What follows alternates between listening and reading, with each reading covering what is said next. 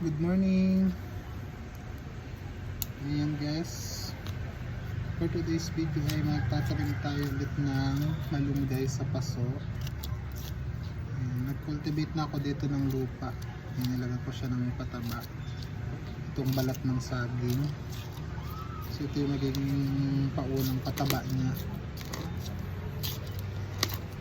Sa gandang magtanim tayo ng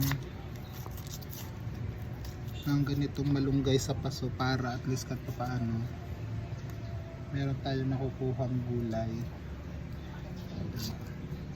Ito yung ating tatanim, ang malunggay.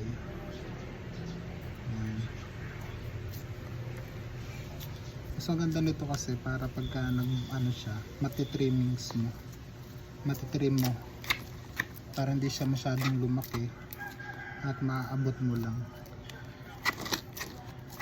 Diba? Pag meron ka na nito sa inyong bahay, sa inyong harapan, hindi ka na mahihirapang manghingi-hingi lagi sa kapitbahay or bumili ng mga talbos ng malunggay. Diba?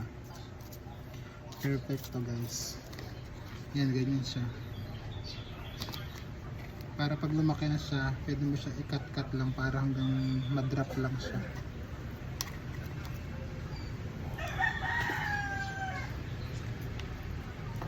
Ito na yung ating final product na malunggay sa paso. Kaya magtanim na rin kayo dyan sa inyong mga bahay-bahay para meron na rin kayo nitong malunggay.